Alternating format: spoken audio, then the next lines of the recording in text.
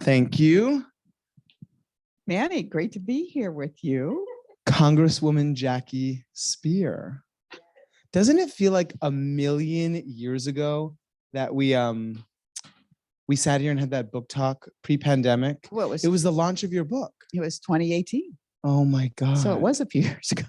Wow. What does it feel like to be back here right now? What's coming up for you?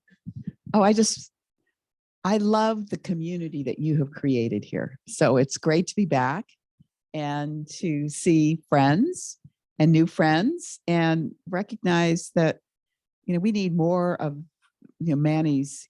We need to maybe create a means by which you can syndicate your name and create franchises around the Bay Area, because this is what community is about. Thank you so much. Put one in San Mateo County. Where would we do it? Maybe Where would we do in San Mateo? Where do you think it should go? You should go on 4th Avenue in San Mateo, 3rd or 4th Avenue. Okay. All right. So Okay. you're retiring soon from Congress. That's Next right. gig. I can be your Jackie's? franchisee. Yeah, we could open up a Jackie's on 4th Avenue. I would go to that. Tonight is going to be a conversation between the two of us, but also really a conversation amongst all of us. So we're going to talk for a little bit up here, and then we're going to open it up to the audience to ask questions of the Congresswoman. But first, I kind of want to just take a point in time check-in with you. How are you feeling about Congress right now? We're going to talk about your upcoming retirement, reasons for that, and your plans and all that. But right now, today, how are you feeling about your colleagues, the 117th Congress in general? You've been in Congress for a while. So what's your perspective on Congress these days? This is not a good day for you to ask that question. That's why I have cider and you have white wine. I believe in the system. I've spent almost 40 years now in legislative office, and I am proud to say I've gotten a lot done. But I feel in many respects that we take one step forward and 2 steps back.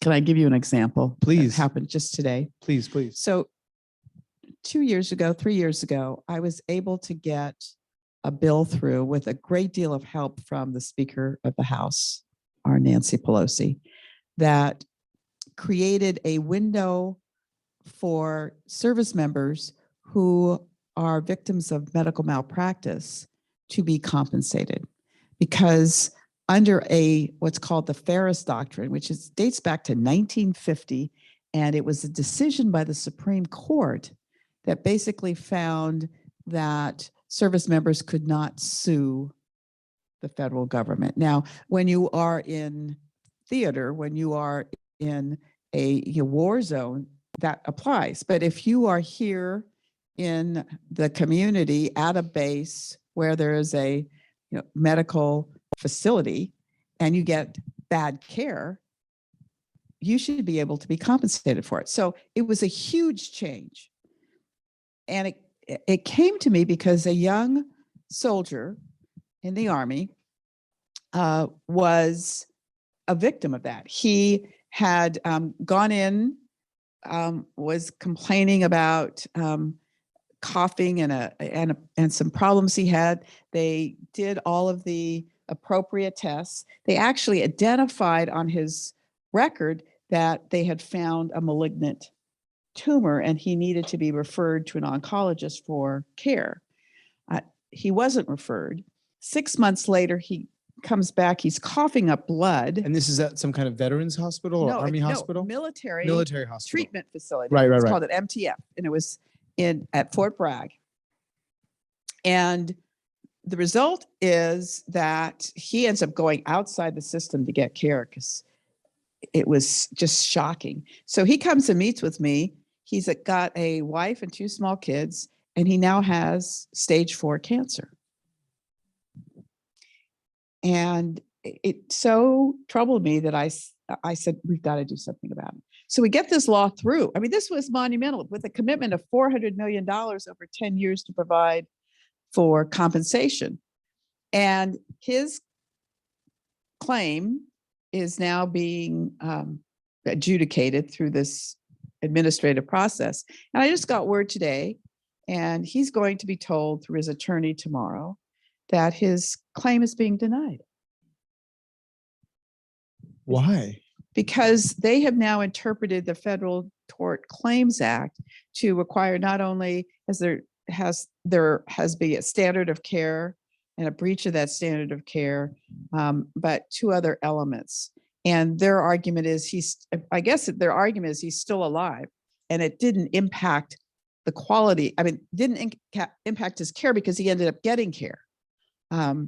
So that's where I feel sometimes we take one step forward and two steps back. So that's why it's not a good day. I see that. On the other hand, okay, yeah. On the other hand, Take us home, Jackie.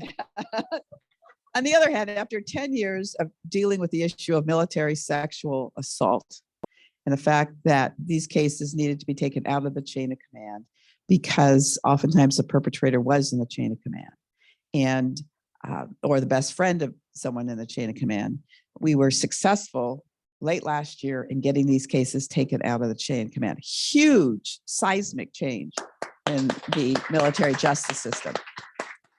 And today I got word that the Air Force just convicted a two-star general for sexual assault. The first time it's ever happened. So we do make one step forward, two steps back. I guess, well, first of all, I like we all just did, I applaud you so much for all of the hard work that you've put into it.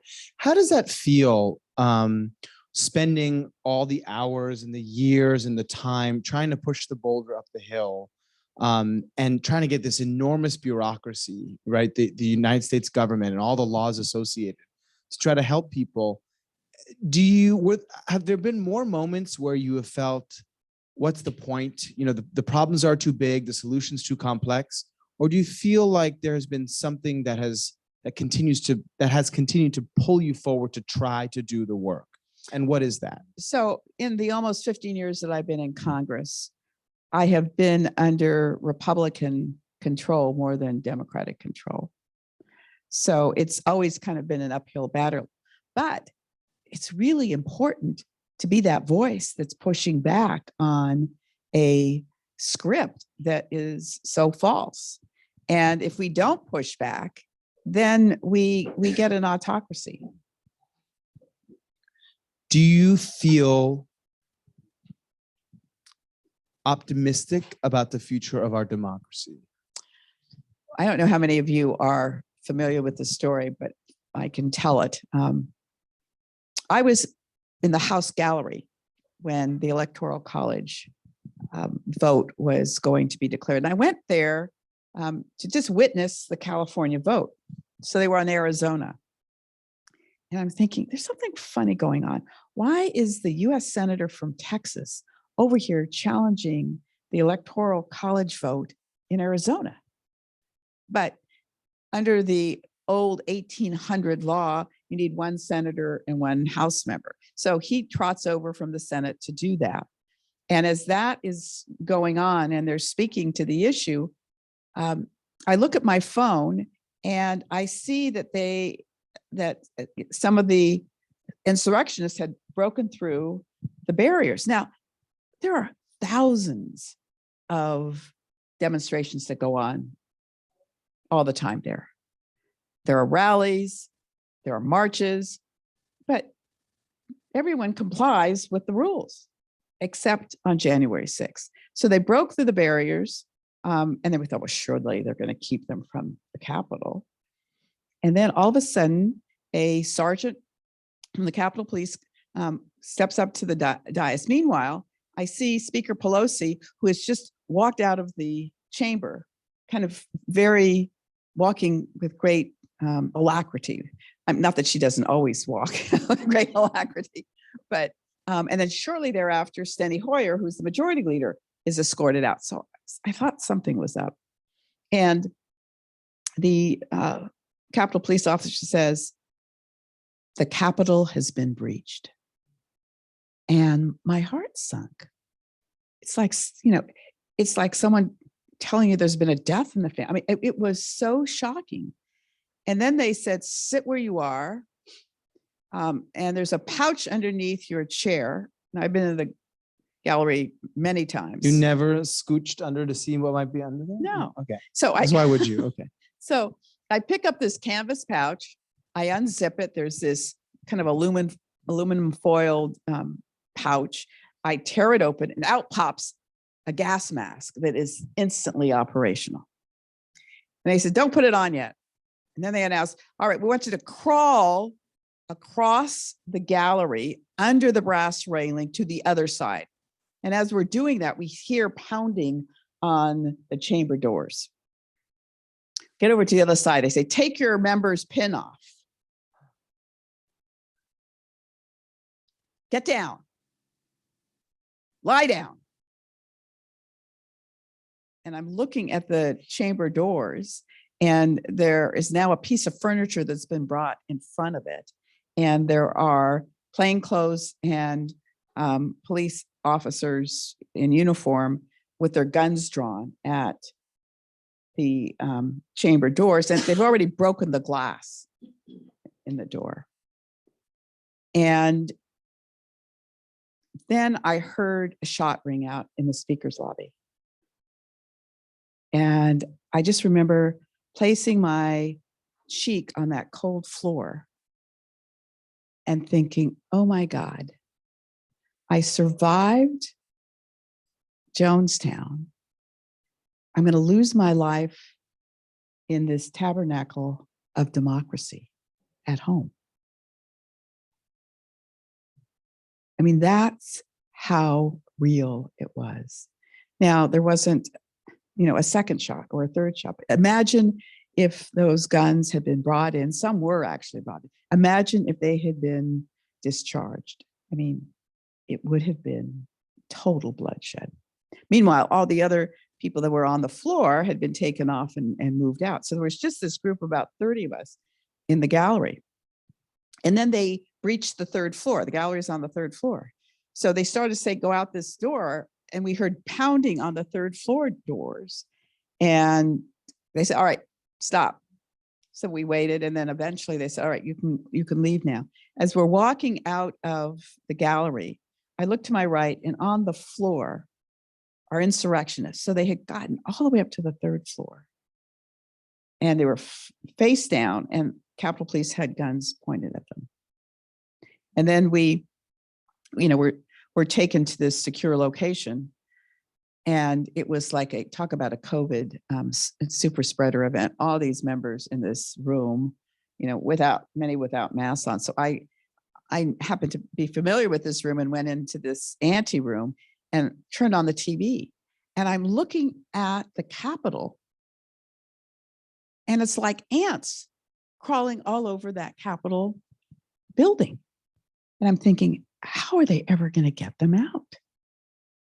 So it was really important for us to stay there and complete the vote of the Electoral College. So we were there until, 2 or 3 a.m. in the morning to be able to complete that process and to vote against the effort to overturn the elections in Arizona and Pennsylvania.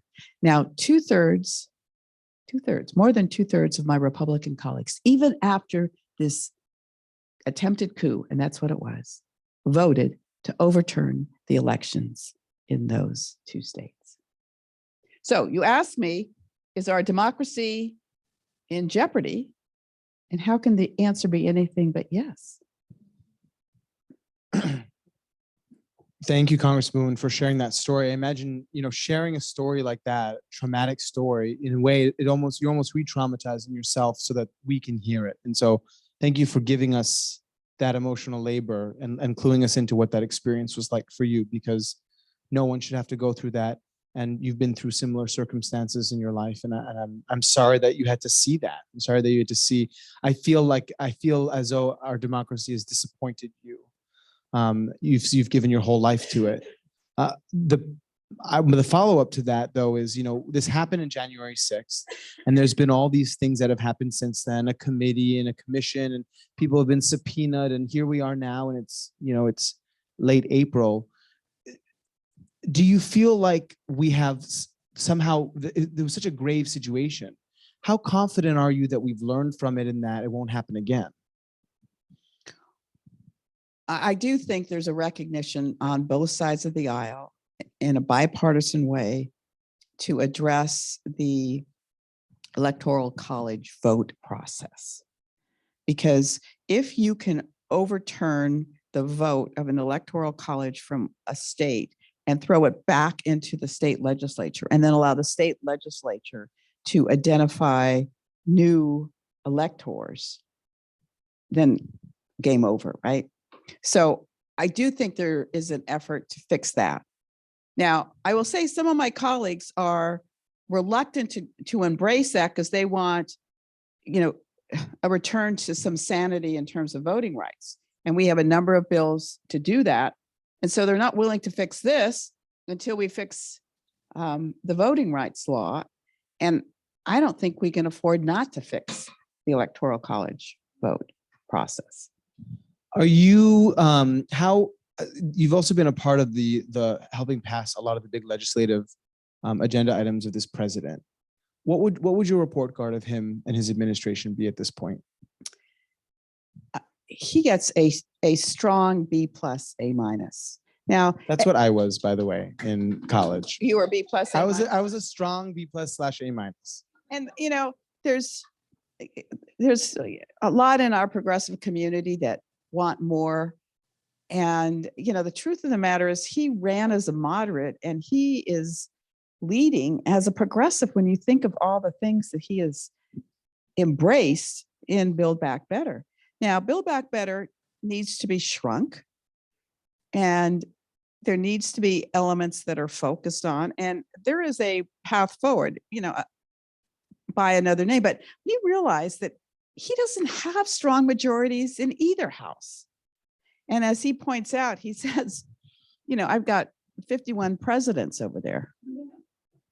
He is such a good human being. Yeah, what's he been like to work with? Oh, he's wonderful. I mean, I can't begin to tell you how compassionate and authentic he is compared to what we've had. When you think about what we've had, here's someone who today, I don't know, Jackie, I've blacked that out. I don't even remember one moment of that. He's now, in criminal contempt because he won't turn over documents. And people say, well, he's going to get hit by $10,000 a day. I bet he's going to use all of that PAC money to pay for it and not be held responsible once again. But back to President Biden. When you think that just a few years ago, I was part of the impeachment effort in the Intelligence Committee when we started those hearings. And to think that a president of the United States would withhold lethal support that was already authorized by the Congress of the United States because he wants the president of the country to do him a favor and dig up some dirt on his opponent's son. How is that not a criminal act? How is that not using your office for personal gain? And to think that President Zelensky was, begging for support then because he had been the country had been in a 14-year, well, not 14-year war. There's 14,000 people who've died in the Donbass since 2014. And we're withholding support. And then you've got President Biden who is all in. We're all in because we see how malignant Putin is. And yet we had a president who said, well, he says he didn't do anything, so I got to believe him. The juxtaposition is so crazy. Yeah, and I don't mean this question as a way to in any way discount what you just said, but it is coming up for me, which is, and you have a lot of experience in this, how could we have done better pulling out of Afghanistan, do you think? There is no way to pull out of a country where you are in enemy territory without being at risk for, fatalities. Over 100,000 people were airlifted out of that country in 5 days. It's really truly remarkable. Now, the fact that,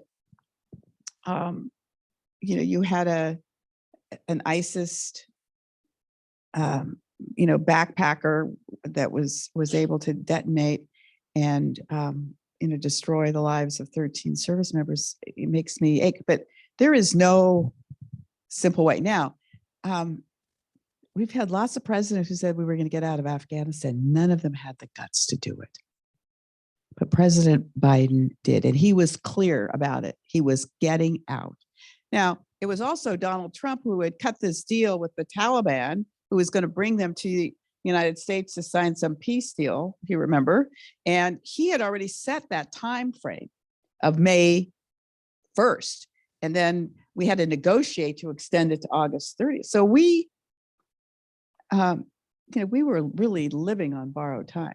And how do you think we're doing with the Ukraine situation? We've had about, maybe 4 or 5 members of Congress here over the last few weeks. Have you? Who've you had? Jamie Raskin, Jamie's Ro great. Khanna, Adam Schiff, Cory Booker, and Kirsten Gillibrand, and Sean Patrick Maloney in a month. Those are big names. Yeah, well, this is the main event right here. How do you feel like, are we doing everything we can? Would you say, would you have any criticism about how we're handling the Ukraine war, or anything that you want us to know to make sure that we know that we're doing well? Kind of how would you grade, how we're responding to the situation in you? So we've got to be. And then we're going to move on from war. Okay. This is the last war question. Okay.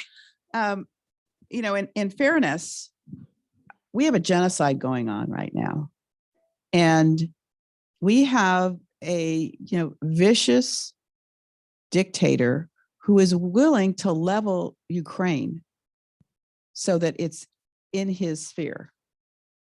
So he doesn't care that already 10 million people have been displaced. He doesn't care that cities are in rubble. He just wants the land. We have given $13 billion in aid, and it's lethal. I mean, the most recent tranche included helicopters and howitzers and, switchblades, and even a weapon system that I didn't even know existed. That's, I guess, classified, but they had to identify it, the Phoenix. So we've got remarkable weapon systems that we have made available to the Ukrainian people. Now, the same criticism was given in Afghanistan, where you left all this equipment. I mean, there's this concern that if you make these weapons available, that the Russians could get it and then reverse engineer them, and then they are eligible for making similar kinds of systems. But I will say this: I think we have to. I don't think that we can continue to allow Putin to be the designer of what are red lines. And I don't think he is going to use a nuclear weapon. I think he will use chemical weapons. He certainly used them in Syria. I think he will use them again. So I think we need to do more. And is it boots on the ground? This arbitrary line that somehow, if an errant bomb shows up in Poland, then we're all in under the NATO Article 5, but we're not going to do anything before then. It's a tightrope for the president. There's a lot of people that say, that's an ocean away. It's Europe's war, not ours. There's a fair amount of isolationism that still exists in this country, that we've got to stop him. And we've got to use all the resources to stop him. I want to talk about some of the new members of Congress. Who do you like? I like them. Who are your favorites? Who are you, when you see them across town, you're like, I like that person? I like them all. Can I? No. No, let me. You're not going to get me to. Who What were you like? Ooh, that's the one I like. I hope we get to work together on something before January. Let me just say this. Oh, come on. I'm going to start saying names and blink twice if they're your favorite. Let me just say there's extraordinary talent in these young members. There really is. They are smart, they're politically savvy, and they command attention. So I'm actually impressed with these. Each election, there's another group that is just as impressive as the group before them, if not more so. And they have a plan. And it's going to be really exciting to watch them try to implement it. When you saw the Connor Lamb AOC like debate happening about the future of the Democratic Party, where Connor Lamb was saying, you know, we need to not talk about these buzzwords, defund the police, whatever. We need to focus on how do we win the middle and use this as least inflammatory language as possible. And AOC was saying, you know, we need to stick up for our values. What were you thinking when, you know, when that was happening? And what do you think is the future of the party? Well, Bill Clinton said this, and there is some truth to it. We tend to want to fall in love, and the Republicans tend to fall in line. And because we want to fall in love, we criticize each other, right? You can still articulate your position without beating up on a colleague. I love AOC. I think she's an incredible talent. She commands, I mean, to see her in a setting where there are young girls, oh my God, they're like, you know, she's like a superstar. And she is part of the future of the Democratic Party. And I don't necessarily, you know, agree with defunding. I mean, I clearly don't agree with defunding the police. And the truth of the matter is we're not defunding the police. That's not who we are. But we allow the Republicans to put us in a corner and then try and argue against, no, we're not doing that. No, we're not doing that. I mean, critical race theory. Where is there critical race theory being taught in the schools? It's not. But do we have a responsibility to talk frankly about our history, to appreciate that the status quo literally protects a white supremacy that we need to change? And it's not that anyone should feel guilty. What we should do is look at ways to, you know, to make it better for everybody. Don't leave, Jackie. Don't leave, Jackie. So, Congresswoman, sorry, I keep calling you Jackie. no, call me Jackie because that's my name. Manny, I'm not leaving. I'm coming home. And I'm not going to lose my voice. And I'm going to continue to speak out. And I'm just going to do it at home. Why did you decide to retire? My husband made me do it. I don't believe that. Is that really the reason? Well, I mean, it's in part I mean, I do believe strongly. So I waited 30 years before I was able to get to Congress. That's a long time to have to wait. And so I got to Congress late. I didn't get to Congress till I was 58. So I really think that we've got to recognize that we have an obligation and an opportunity to pass the torch to a younger generation. And I don't have any lock on what's right. And, you know, I'm not indispensable, and I know that. And I had a husband who said, you know, you've been a weekend wife for 20 years. When are we going to spend some time together? So on balance, all like that. I mean, I'm going to turn 72 this year. Mazel tov. Congratulations. Yeah. And I've been in public life for 40 years. I don't mean to cut you off. Do you have more? No. Okay. What do you think you're going to miss most about being in Congress? And what are you most excited about for your post-congressional life? So what I'm going to miss most is the power the office gives you to really make changes. And I'll give you two examples. I've been over to the federal correctional institution in Dublin twice now. I don't know if you followed it, but they had what was called a rape club. And the warden, the chaplain, and 3 other correctional guards have now been indicted. The chaplain? The chaplain, the warden, The warden? and 3 others. What is this? And we have a Bureau of Prisons that's got a huge problem. And so I went over there to talk with the inmates, to talk with the guards. And the first time I went, I had this arrogant assistant. Well, he was an acting warden who basically said, well, this has been an embarrassment. I said, an embarrassment? This is a travesty. What's been allowed to happen here? Well, these inmates have been treated like they're pieces of meat. And so then I came back with 2 other colleagues. So I came back with Karen Bass and Eric Swalwell.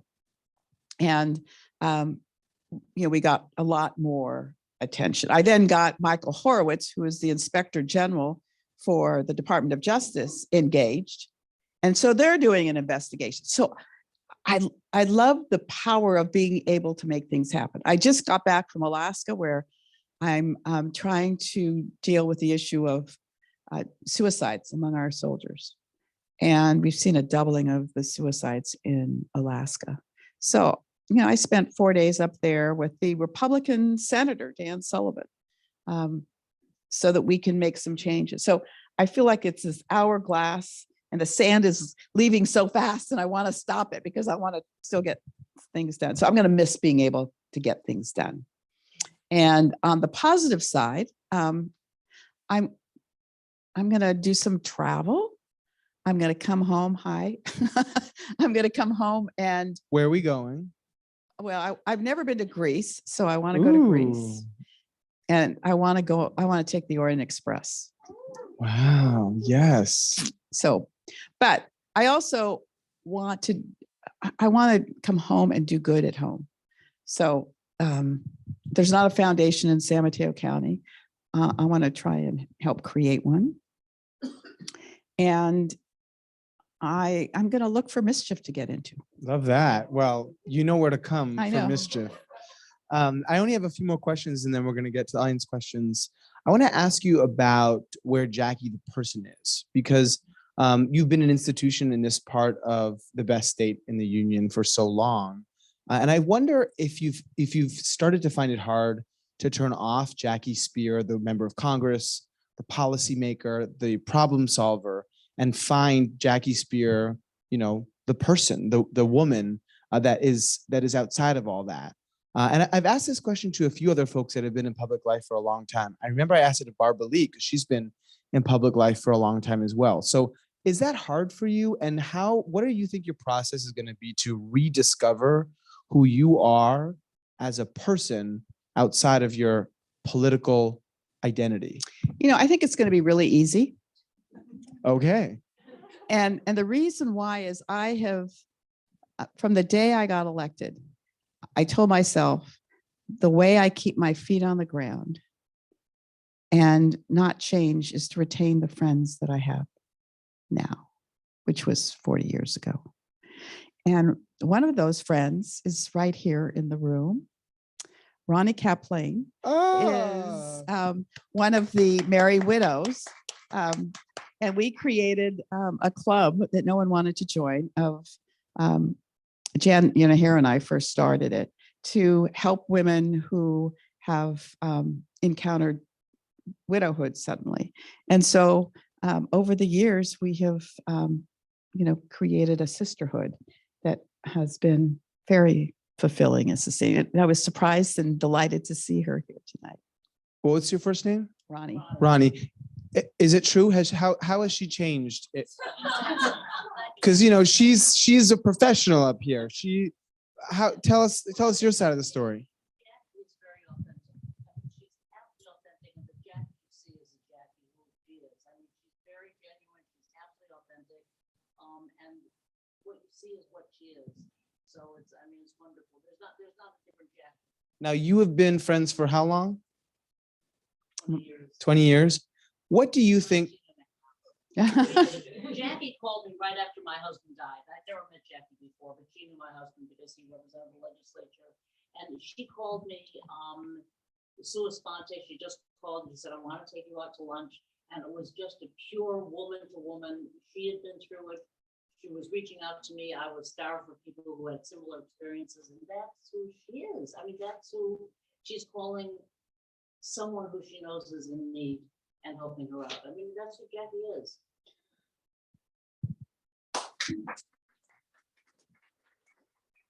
You know, for all of us, it's about paying it forward. It's amazing that your heart has not hardened. Your heart has not hardened over the years because, listen, I get pissed off. I mean, I do get pissed off. what do you do when you get pissed off? I mean, how do you relieve that? How have you, because I feel like so many people just in San Francisco politics who are just beginning, like, you know, that are in city council here or like just running, and you see they're like, their heart is just stoned because they've had to deal with so much, you know, animosity and hate, and that you're like, where are you? Where's the warmth, you know? And here you are after 40 years of public life, and we're kibitzing here, and it could tell that you still have that openness. And so what is that? How have you done that?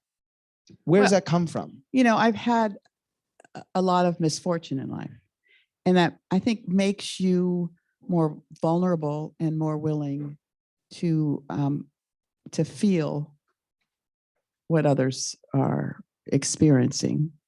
Not that I wish it on anyone, but you don't want people in elective office who have hearts of stone. You know, look at President Biden. I mean, his life experience has made him the compassionate human being he is.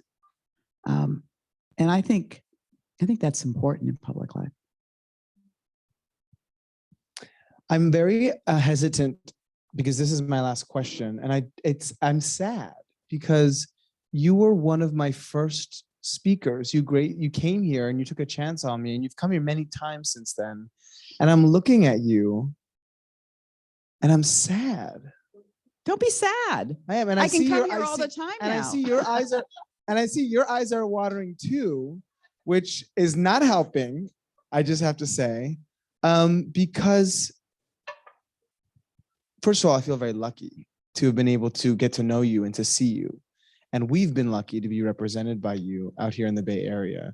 So first, I just want to say thank you so much to Congresswoman Jackie Speier.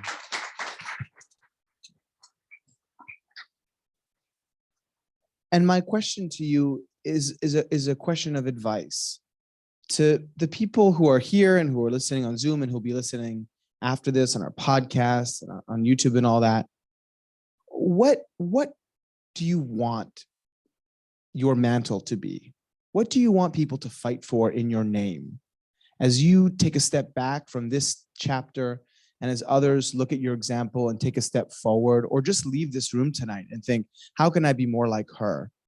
What would your advice to them be, and what would you want them to do? I think it's really important to be fearless.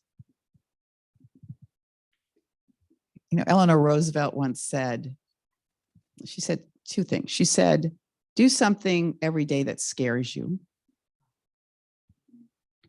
And then at another point in time, she said, trying to remember this correctly, you must do the things you think you cannot do.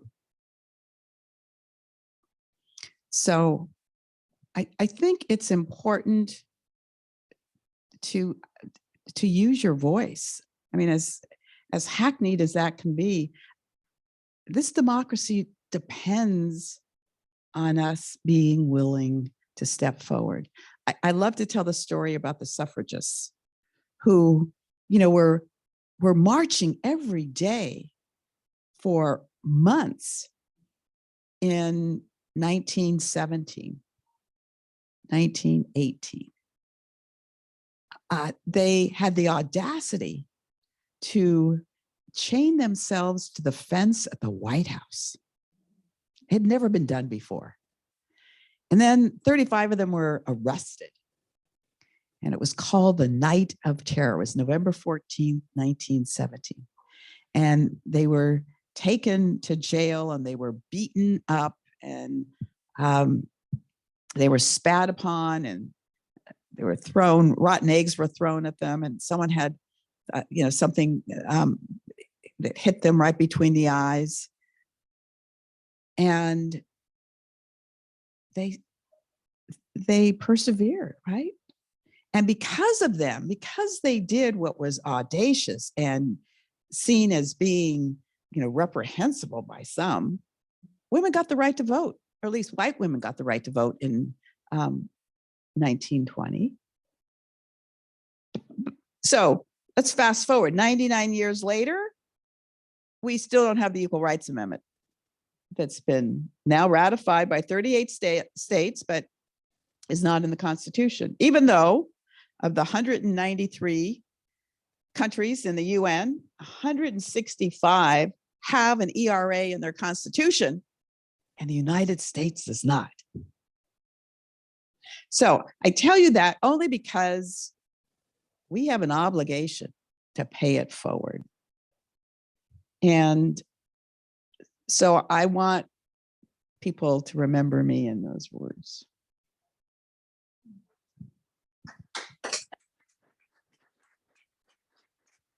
So I have something for you, Manny. No, Yes. I didn't get you a present. What are you doing? What is this? A present? Did you know about this, Angelina? Katrina, what is this? Can I open it here? Yes, Is you that all should right? open it because I Oh want my you to God. use it every time you do one of these moving forward.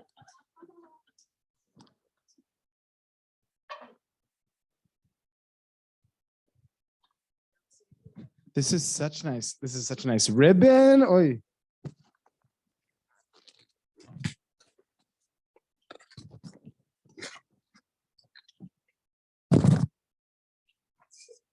You can tell a lot about someone based on how they open a present. Oh my God.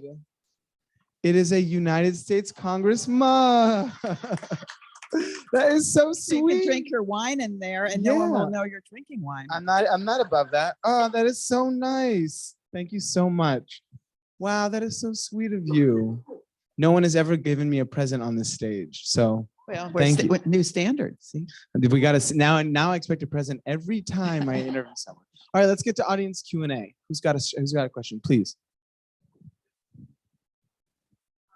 Yeah, just project it. Yeah.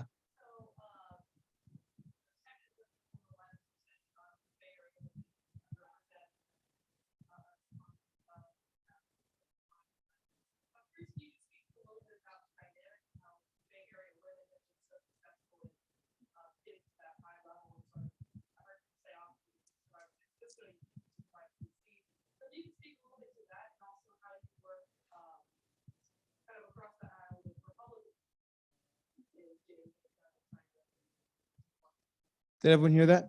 Yes. All right, great. Yeah. So is it in the water? Is that what you're asking me?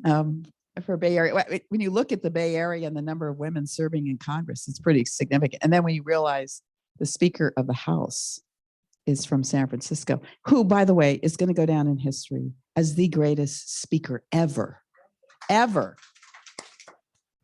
So, we take her for granted sometimes, I think, because she's the speaker.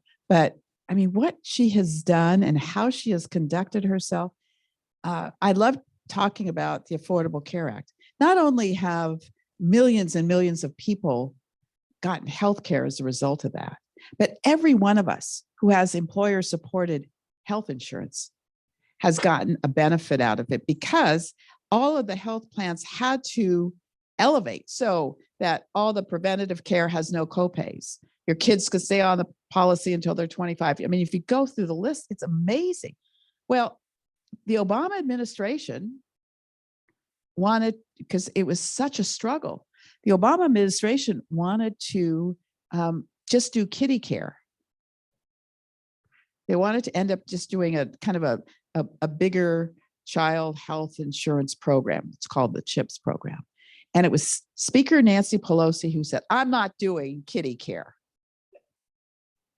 I'm doing healthcare for everyone. So amazing. And she does it in 4-inch stiletto heels, I might add, but which I can't even wear anymore.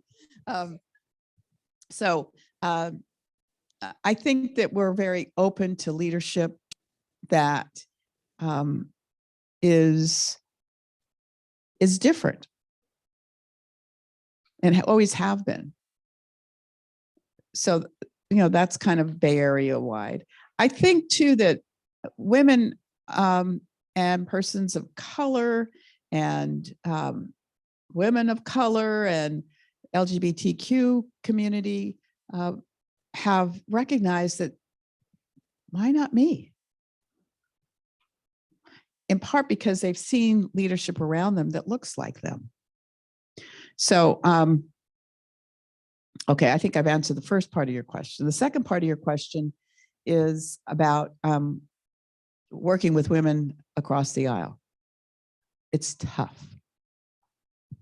It's very tough because they are, a lot of them have, how can I put this? I started to say drunk the Kool-Aid, but that would be inappropriate for me to use that term. But they feel compelled to follow the leader and not to challenge the leader or so they get trotted out when we do an issue like abortion. All the women are then put on the floor and they have to speak on it. I mean, they're used a lot because there's still not very many of them. So I have more success working with moderate Republican men because frankly, there aren't very many. I can think of only one moderate Republican woman.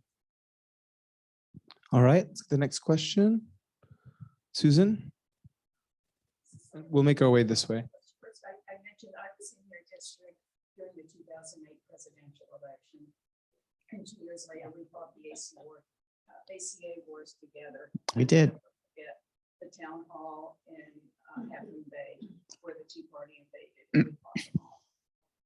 But this is a question about Build Back Better because I was sitting at home watching that episode.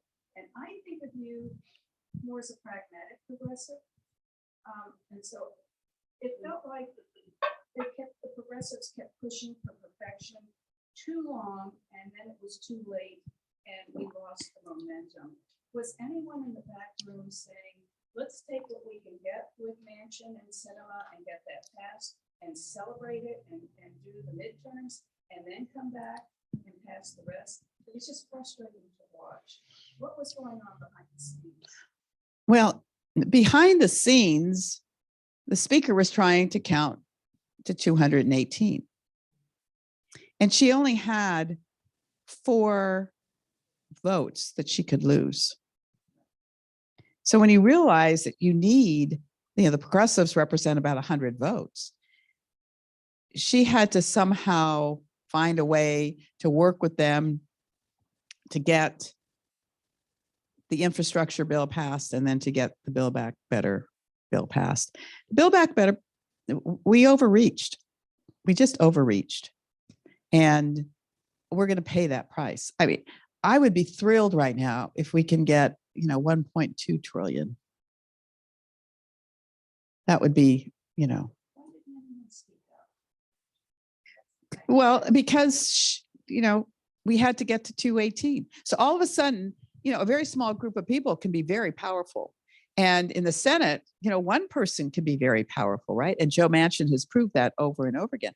I'm one of the co-chairs of the Democratic Women's Caucus. I kept saying, but what is Manchin going to agree to? All right, Chris? Thank you for your comments. You mentioned President Bill Clinton, which makes me think of the middle of the country. I'm from Arkansas. If you take Oh, Chris Jones? Oh, this is Chris Jones. I'm sorry, I didn't know that. Okay. Well, tell them who you are. I'm Chris Jones. I'm running for governor of Arkansas. Just hiding there in the back. There's a candidate for governor right here. Well, tell us about you. This is your night, though. No. We want to hear about Together. you. Come on, this is your opportunity. Do not squander a moment of, I'm a seventh generation Arkansan. I'm born to two preachers, and I met Bill Clinton when I was 8. And that interaction inspired me to want to come back and serve. My grandfather told me to get an education because when you get it in the head, you never know when to take it out.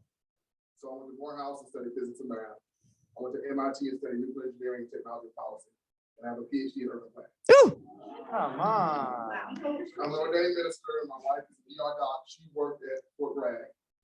She was stationed there. She served in Afghanistan, and she's an Air Force veteran. So all of that brought me back home, and I love Arkansas to my core.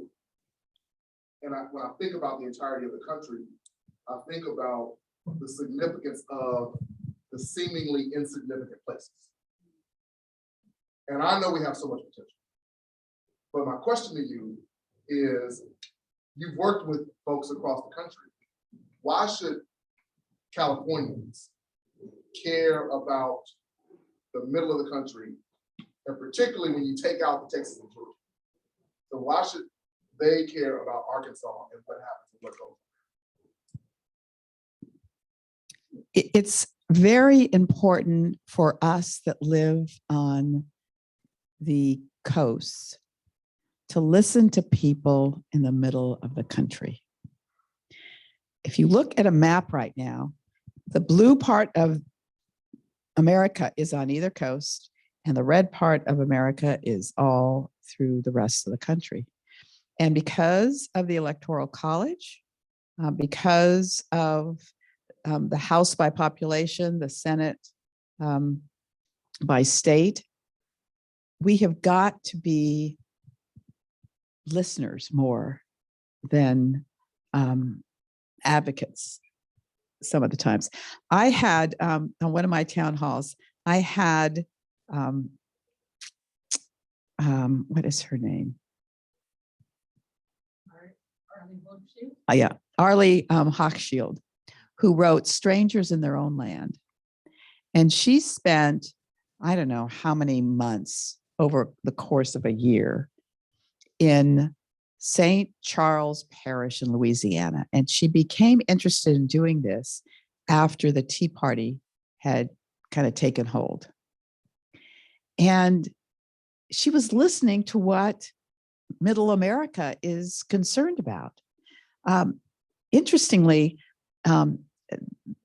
we're talking about Pell Grants, and they don't want their kids to get Pell Grants and go to college somewhere else and never come home again. They believe that problems should be solved at home. They aren't big fans of Social Security, believe it or not. So in order to really unite the country, we have to listen to each other and find ways to come to common ground. We disparage rural America on the coast. We think we're better than, and we are not better than. So if we did more listening and found ways to connect, we would be in a better position to, I think, govern in a way that would be more universal in the country. And What do you think oh, about that, Chris? I think you're exactly right. And I'll say this quickly. Our list, I can't hear out of my right ear, so I've always had to listen. And I found that I've gone to the reddest of red places. And by the way, I'm running against Sarah Huckabee Sanders. So it's in many ways ground zero for Trump. Have you cleared the field? May 25th, I will. Yeah, we have a primary, but we far outweighs everyone else. So we're the front runner of the primary. So how many more times are you coming back here to fundraise? Before the primary, none. After the primary, yes. Excellent. Yes. And so listening led us to very simple. I go to the reddest of red places, Harrison, Arkansas, birthplace of the Klan, the Grand Wizard lives there. We did a meet and greet there. a room about this size, 50 people, I walk in and got a standing ovation.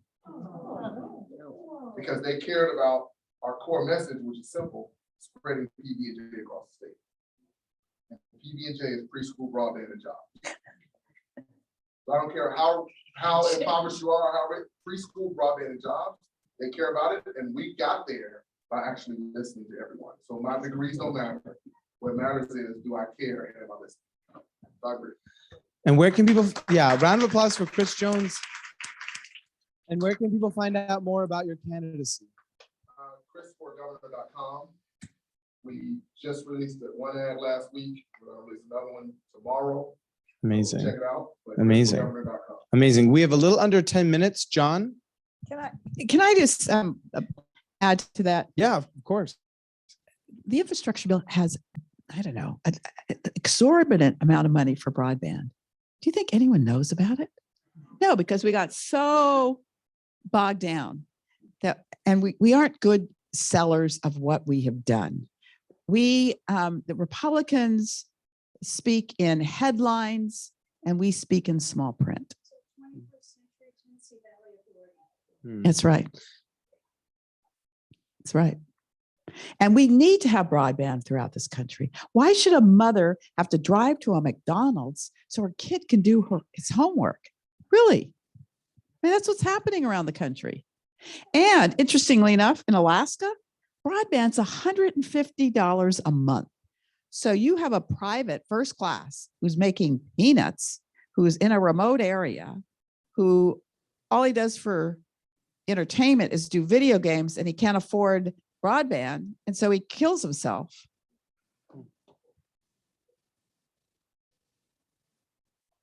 So we're going to do one of the bills I'm doing is creating Arctic pay. Good. Sounds right to me. So I'm dating an Assyrian, and he's in the audience, and he's a little nervous because he came here specifically because he wanted to meet you. And I know you're Armenian American, not Assyrian, but I wanted to give him the opportunity to ask you something because I know that he wanted to date you anymore because he's shaking his head saying, John, why are you outing me? She's the chair of the Armenian caucus. What do you have to say to Congresswoman Speier? That's it? Okay. All right. He'll hear from him later. Yeah, I definitely will. Like my husband, who, does not want to be ever in a Katrina, did you just raise your hand? No. Oh, okay. The gentleman right here. District, and for many years, that's been one thing on the ballot that I haven't had to pay too much attention to. It was a very easy choice. But with the primary coming up, I have not really started paying attention to who is on the ballot to replace you. And I wonder if you can share any thoughts on the people that I'm going to see on that ballot coming up in a few months. So there's 5 candidates in the primary, 3 Democrats, 2 Republicans. And we have a jungle primary, so you have an opportunity to vote for whomever. It's called a jungle primary? That's what we call it. Yeah. Oh. Yeah, it's wild. It's not so smart because, you can get 75% of the vote in a jungle primary and still have to run against the next person who got 15% of the vote. It's, it's kind of a screwy system. But anyway, so there's 5 candidates. I have endorsed Kevin Mullen, who is the Assembly Speaker Pro Tem. He was my district director when I was in the state Senate. So I've watched him go from city council to state assembly. He's become a great legislator, returned about $1 billion to the district in his 9 years there. There is a city councilwoman from Burlingame who's running, who is a great talent. She, I think, needs some legislating experience, but she's a great talent. Former captain in the military. And there is a county supervisor in San Mateo who's running.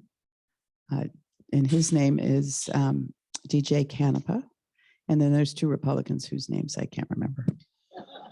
All right, I know we have more questions, but I promised Katrina that I would get Congresswoman Speier out of here soon. And so what I would like to do instead of asking more questions is if there are people in the audience that want to have the opportunity to say some words to the Congresswoman one-on-one before she has to leave and maybe give her your goodbye, I'd rather save it for that. So we're going to end the audience questions here. And I'll just say thank you so much to all of you for joining.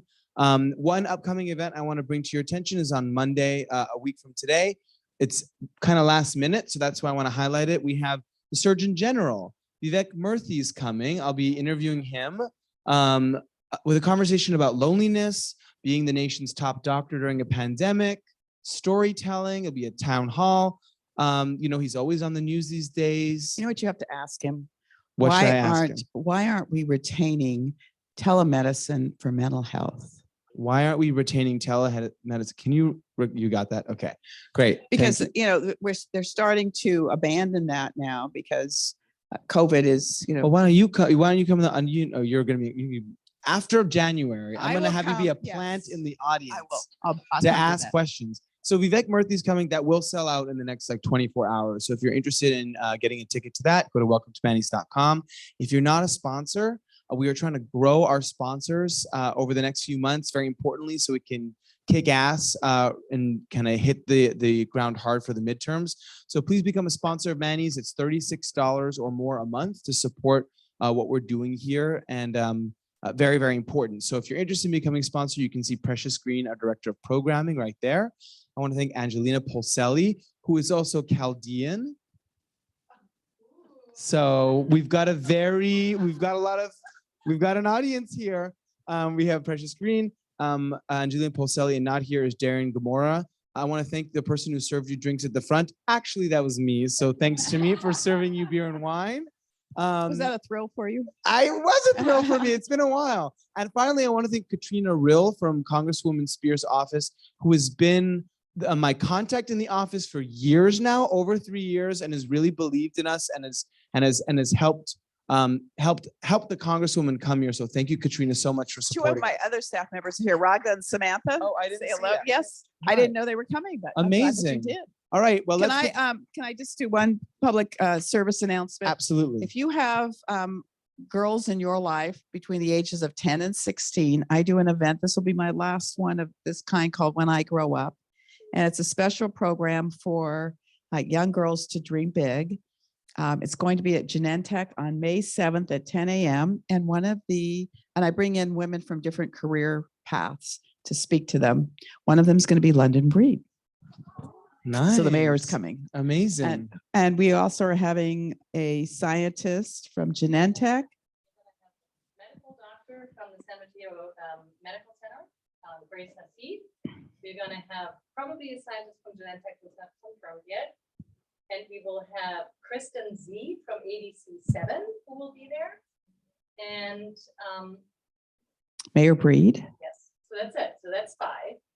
And I'm still working on a NASA astronaut, but we don't know if we can get her. We had her on 2 years ago. She's training to go to the International Space Station.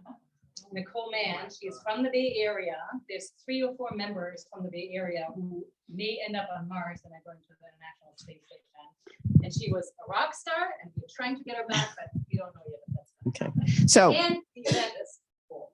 well, Sorry. is it? It's full. 350? What a tease. That- What a tease at